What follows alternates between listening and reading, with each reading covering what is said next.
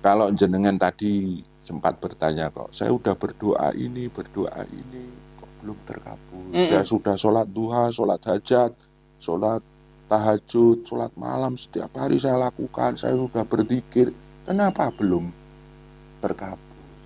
Mungkin panjang. Assalamualaikum warahmatullahi wabarakatuh. Waalaikumsalam warahmatullahi. Teman-teman, jumpa lagi ya di Sufi Media.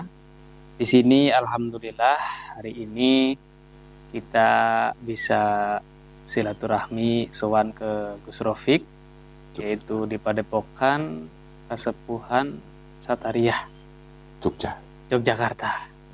Jadi ini adalah kesempatan yang sangat luar biasa untuk Sufi Media bisa sowan ke Gus Rofik. Tentunya juga ingin bertanya sesuatu yang masih mungkin banyak sekali di benak kita gitu ya, keraguan-keraguan dan mungkin permasalahan-permasalahan yang sebenarnya kita hadapi setiap hari.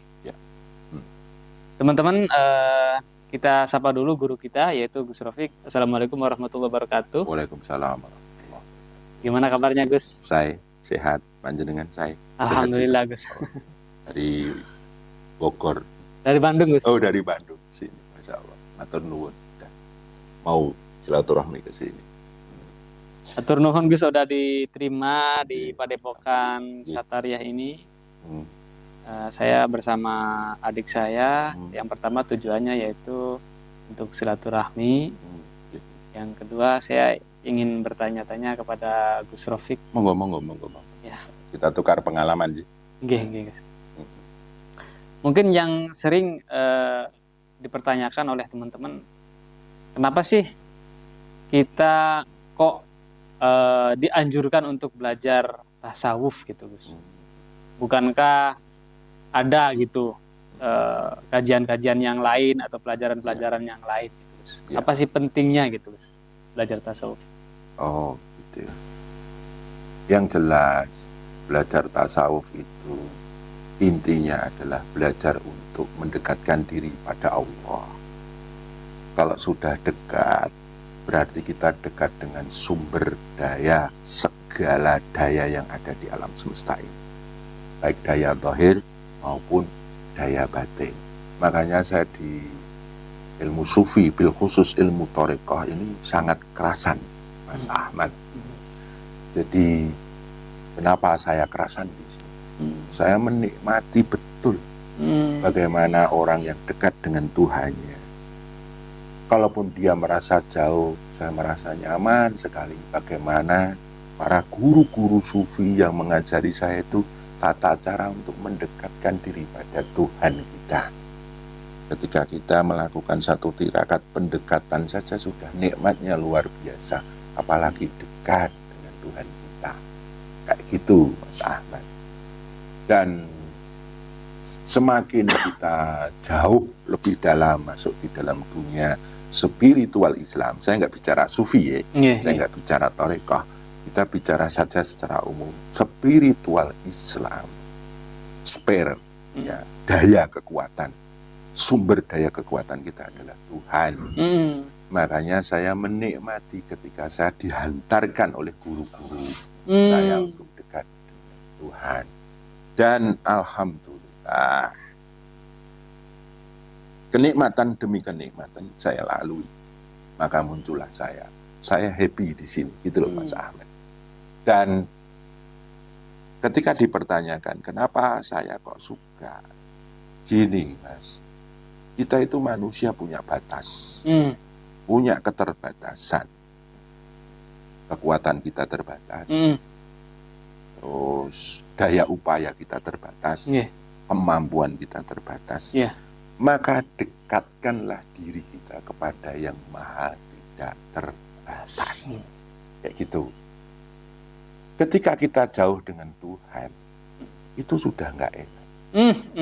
Nah, makanya berproseslah selalu untuk selalu mendekat dan mendekat. Dan orang-orang yang dekat dengan Tuhan, insya Allah, namanya saja sudah dekat.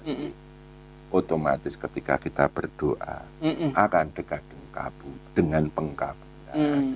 Ketika kita berharap dengan hidup kita akan dekat dengan yang maha mengabulkan harapan kita. Ketika kita punya satu tujuan tertentu di dalam hidup kita, fitini wa dunya wal akhirah, kita dekat dengan Sang Maha mengabulkan itu semuanya. Nah, Mas Ahmed kan tiap hari berdoa. Nggih. Berdoa minta ini, minta itu, walaupun itu tidak terucap, tersirat. Betul. Dengan kebutuhan kita, keinginan kita, kemauan kita, harapan kita di dunia ini kan mesti panjenengan punya banyak sekali doa-doa yang tersirat, walaupun tidak terucap. Lah itu, kalau kita dekat, berarti dekat dengan pengkabulan. Kalau kita jauh, akan jauh dengan pengkabulan. Artinya kebutuhan kita itu sudah disiapkan dan dipersiapkan gitu. Syaratnya adalah dekati dulu.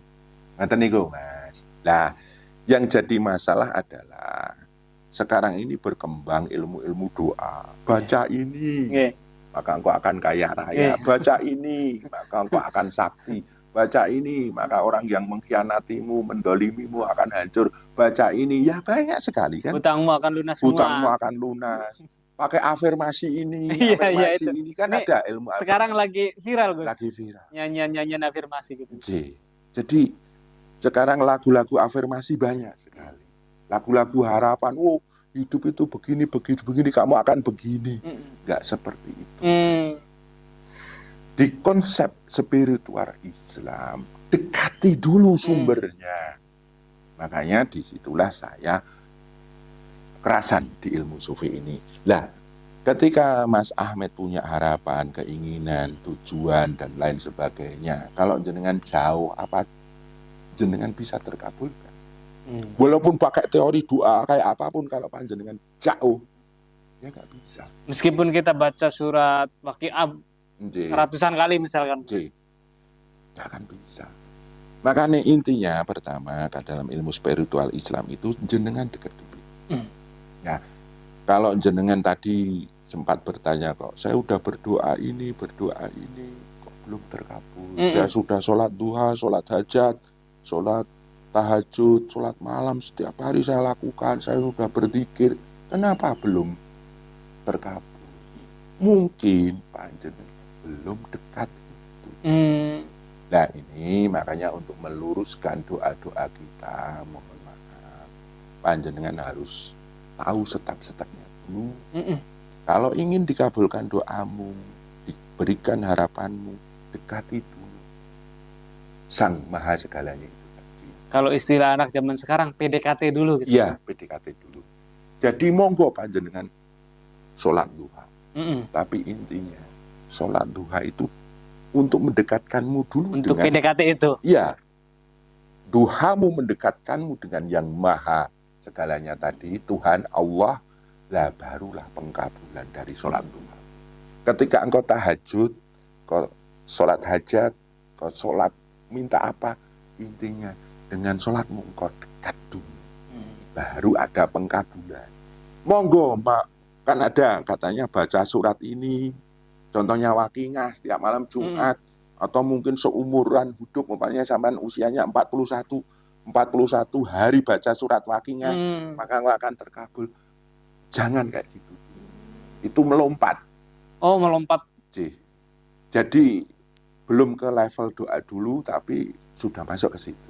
Jadi kan kamu baca Waqiah, baca Yasin, baca surat ini, surat itu, baca zikir ini, zikir itu, kamu dekat dulu.